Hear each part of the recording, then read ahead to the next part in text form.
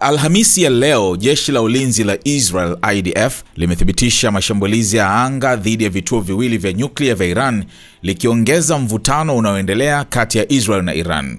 IDF imeripoti kuwa jeshi la anga la Israel lilishambulia kituo kilichopo Natanz katikati mwa Iran, ambacho kinadaiwa kuwa na vifaa na vipengele maalumu vinavyotumika kutengeneza silaha za nyuklia na kuunga mkono miradi ya kuharakisha mpango wa nyuklia wa Iran. Shambulio hilo linakuja baada ya mashambulizi mengine ya Israel dhidi ya Natanz Ijumaa iliyopita, ambayo kwa mujibu wa mkuu wa shirika la kimataifa la nishati ya atomic IAEA aliyezungumza na BBC, huenda yaliharibu vibaya au kuharibu kabisa mitambo ya kusafisha uranium katika kituo hicho cha chini ya ardhi. Aidha, IDF imethibitisha kushambulia mtambo wa utafiti wa maji mazito wa Shahid Kondab au Arak, ambao umeelezewa kuwa hauna shughuli kwa sasa, lakini ulitengenezwa kwa ajili ya kuzalisha plutonium yenye uwezo mkubwa, malighafi inayotumika kutengeneza silaha za nyuklia.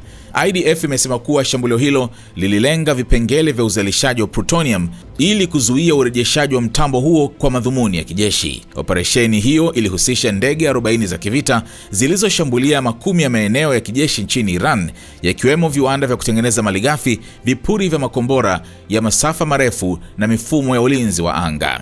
Shirika la nishati la atomic la Iran limelaani shambulio hilo dhidi ya kituo cha Arak, likitaja kama ukiukwaji wa wazi wa sheria za kimataifa zinazokataza mashambulizi dhidi ya vituo vya nyuklia. Shirika hilo limesema hakuna vifo vilivyotokea na hatua za tahadhari zilizochukuliwa mapema ziliwahakikishia usalama wa wakazi wa maeneo ya karibu. Limelituhumu pia shirika la IAEA kwa kushindwa kuchukua hatua licha ya onyo la awali kuhusu vitisho vya Israel na kuthibitisha kuwa shambulio hilo limeripotiwa rasmi kwa shirika hilo.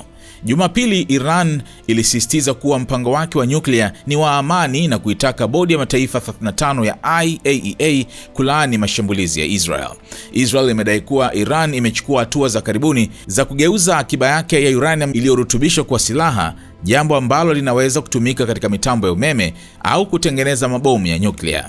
Hata hivyo, mkurugenzi mkuu wa IAEA Rafael Grossi katika mahojiano maalum na Al Jazeera alisema shirika hilo halina ushahidi wa mpango wa wazi na wa kimfumo wa Iran kutengeneza silaha za nyuklia.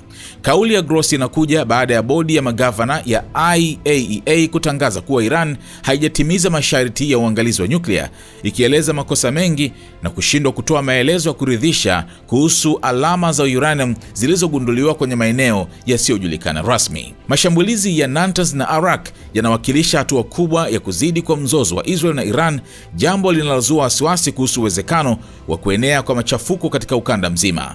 Jumuiya ya kimataifa kupitia IAEA na njia nyingine za kidiplomasia inakabiliwa na shinikizo kubwa kushughulikia mgogoro huu na kuzuia uharibifu zaidi.